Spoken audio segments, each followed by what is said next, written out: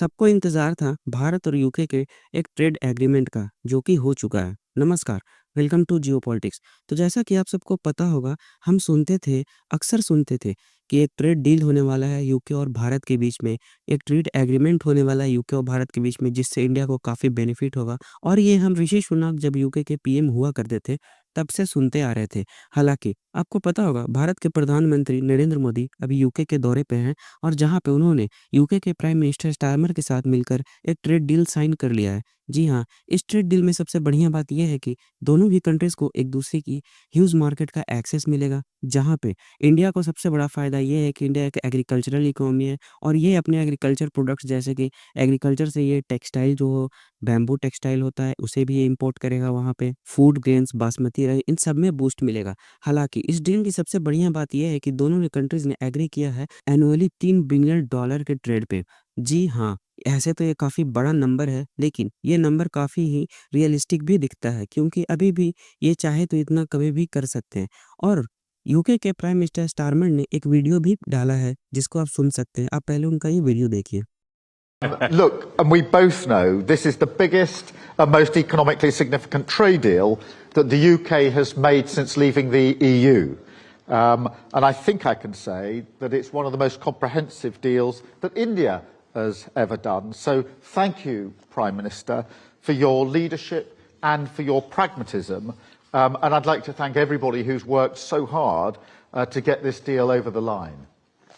ये थे Starmer, UK के प्राइम मिनिस्टर, और ये साफ-साफ इस डील को सेलिब्रेट कर रहे हैं और कह रहे हैं कि जब से यूरोपियन यूनियन को लीव किया यूके ने, ये तब से सबसे बड़ा डील साइन किया है यूके ने। और वो इंडिया को भी थैंक करते हैं और उस उन सभी लोगों को थैंक करते हैं जो इस डील को अप्लाई करने में और इस डील को लागू करने में जिन्होंने मेहनत की है। बिल्कुल, और ये सेलिब्रेट करने की बात है ही, क्योंकि अगर आप देखें तो पिछले ही कुछ सालों में, जैसे कि बात करते हैं कनाडा की। कनाडा ने बिल्कुल ही इंडिया के साथ अपने रिलेशन ख़राब कर लिए हैं। बस कुछ सीटों को लेकर ट्रूडो ने, ताकि वो खालिस्तान को सपोर्ट करते-करते भारत के साथ बिल्कुल ही रिलेशन ख़राब कर लिए। और क्योंकि कनाडा और इंडिया का भी एक ट्रेड डील सामने आने वाला था। जैसा कि आपको पता होगा, अभी यूएसए ने कनाडा को काफ़ी टैरिफ लगाया है और कनाडा भी एक न्यू मार्केट ढूँढ रहा था। अगर उसके इंडिया के साथ रिलेशन अच्छे होते, तो बिल्कुल इंडिया एक ऑप्शन हो सकता था, जो कि कनाडा के पीपल की नेसेसिटीज़ को ईज़िली कोप अप कर देता और उनको ईज़िली प्रोवाइड कर देता। हालाँकि भारत और यूके की इस ट्रेड डील्स के बाद डोनाल्ड ट्रंप ने अपनी प्रतिक्रिया दी है। जी हाँ, डोनाल्ड ट्रंप गए हुए थे एआई समिट जो कि वाशिंगटन में हो रहा था और वहाँ तो उन्होंने क्या बोला है, आप खुद देखिए। And perhaps most importantly, winning the AI race will demand a new spirit of patriotism and national loyalty in Silicon Valley and long beyond Silicon Valley.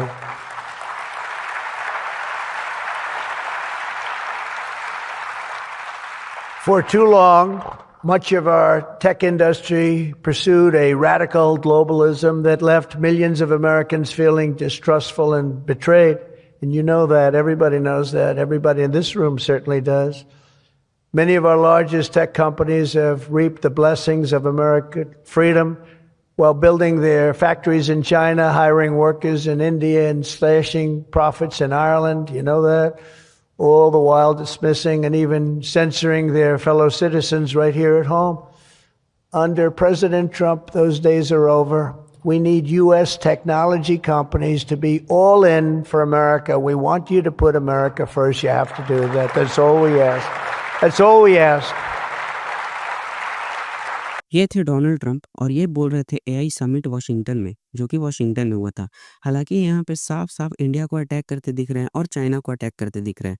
क्योंकि आपको पता होगा, यूएसए की काफ़ी कंपनीज़ हैं, जैसे कि फेसबुक हो गया, आईफ़ोन, एप्पल हो गया, ये सब सारे चाइना में अपनी फैक्ट्रीज़ बना चुके हैं और इन कंपनी में ज़्यादातर जो इंजीनियर हायर होते हैं, वो भारतीय के मूल निवासी होते हैं। लेकिन डोनाल्ड ट्रंप को ये बात बिल्कुल पसंद नहीं है, क्योंकि ये चाहते हैं कि अमेरिका की जितनी भी सिलिकॉन वैली की कंपनी है, वो अमेरिका में ही अपनी फैक्ट्री एस्टेब्लिश करें और वो हायर भी करें अमेरिकन इंजीनियर को। अगर आपको ऐसा करना है, तो आप ऐसा ही करो ना कि आप अपनी कंपनी अमेरिका में रखो, उसके सर्विसेज़ सिर्फ़ अमेरिका में रखो। देखिए, भारत यहाँ पे बिल्कुल पीछे रह गया है। अगर हम बात करें चाइना की, तो अगर कल को डोनाल्ड ट्रंप कहते हैं कि आप चाइना में फैक्ट्री मत लाओ और चाइना के इंजीनियर्स को मत हायर करो, तो चाइना बिल्कुल इसे सस्टेन कर लेगा। क्योंकि जो कि सोशल अकाउंट्स है या फिर जितने भी कंपनीज़ हैं, चाइना के पास उनके सारे अल्टरनेटिव तैयार ही बैठे हैं। लेकिन इंडिया के पास ऐसा नहीं है। चाइना ना अमेरिका का फ़ेसबुक यूज़ करता है, चाइना का खुद का फ़ेसबुक है, ना व्हाट्सएप यूज़ करता है, चाइना का खुद का व्हाट्सएप है। तो देखिए, चाइना तो बिल्कुल अपना सिक्योर करके रखा है। हालाँकि भारत अभी भी है, जो यूएसए का ही शेयर कंपनी का यूज़ करता है, चाहे वो फ़ेसबुक हो, इंस्टाग्राम हो, चाहे कोई भी सोशल मीडिया का ही ऐप क्यों ना हो। तो चाइना के पास अपना खुद का तो पूरा इंफ्रास्ट्रक्चर बना है और वो काफ़ी सालों से इसे यूज़ भी कर रहा है। हालाँकि यूएसए ने भी अपनी ट्रेड डील की बहुत कोशिश की है इंडिया के साथ। बताया जा रहा है कि इन लोगों ने 4 बार बैठक कर चुके हैं भारत के साथ, लेकिन इनके बैठक बिल्कुल ही रद्द होते जा रहे हैं, क्योंकि आपको पता होगा यूएसए एक्सेस चाहता है इंडिया के डेयरी मार्केट्स का। यूएसए के डेयरी प्रोडक्ट्स लाना चाहता है इंडिया में, लेकिन इंडिया को इससे बहुत बड़ा नुकसान हो जाएगा, क्योंकि इंडिया एक एग्रो बेस्ड इकोनॉमी है। जैसे कि यहाँ पे एक अमूल कंपनी है, जो कि यहाँ पे डेयरी का बहुत अच्छी कंपनी है और इंडिया बेस्ड की कंपनी है। लेकिन यूएसए उसमें इंटरफेरेंस चाहता है और तो और यूएस यहाँ पे जेनेटिकली मॉडिफाइड क्रॉप्स को भी इंट्रोड्यूस करना चाहता है इंडिया में, और इसी को लेकर इंडिया और यूएसए के बीच में बातचीत बैठ नहीं पा रहा है। क्योंकि अगर हम इंडिया के इकोनॉमी को देखें ना, और अगर इंडिया की गवर्नमेंट इसको मान लेती है, यूएसए के डेयरी प्रोडक्ट्स और genetically modified crops Indian market में ला लेकर आ जाती है, तो बिल्कुल चाहे किसी भी सरकार हो या फिर बीजेपी, कांग्रेस, सरकार गिरने में देर नहीं लगेगी। क्योंकि एग्रीकल्चर जो है वो इंडिया की इकोनॉमी का बैकबोन है और उसी से ही सपोर्ट करता है। वहाँ इंडिया के लगभग सारे ही परिवार एग्रीकल्चर से हैं, चाहे वो छोटे हो या बड़े हो।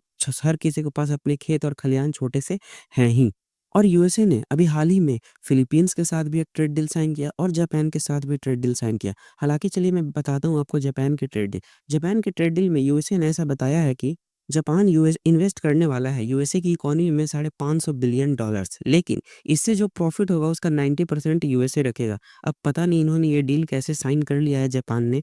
तो इसीलिए कहते हैं कि अपना डिफेंस सिस्टम होना काफ़ी इम्पोर्टेंट है, क्योंकि आपको पता होगा 35% टैरिफ लगा दिया था डोनाल्ड ट्रंप ने जापान पे कुछ दिन पहले ही। और तो और अब ये ट्रेड डील में जब $550 जापान इन्वेस्ट कर रहा है यूएसए में और उसका 90% प्रॉफिट भी यूएसए ही रख रहा है, तो ये ट्रेड डील कहाँ से हुआ? इसमें तो सिर्फ यूएसए का ही फ़ायदा हुआ। हालाँकि इसमें जो फिलीपींस के साथ भी यूएसए का डील हुआ है, उसमें भी कुछ ऐसे ही बात है। चलिए मैं आपको बताता हूँ।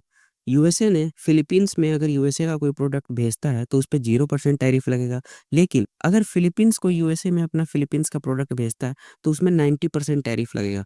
तो इन दोनों ट्रेड डील में, चाहे वो जापान के साथ हो, चाहे वो फिलीपींस के साथ हो, यूएसए का अपर हैंड ही है। और तो और इंडिया इसी बात को नहीं मान रहा है, क्योंकि डोनाल्ड ट्रंप बिल्कुल एक बिज़नेसमैन की तरह काम कर रहे हैं।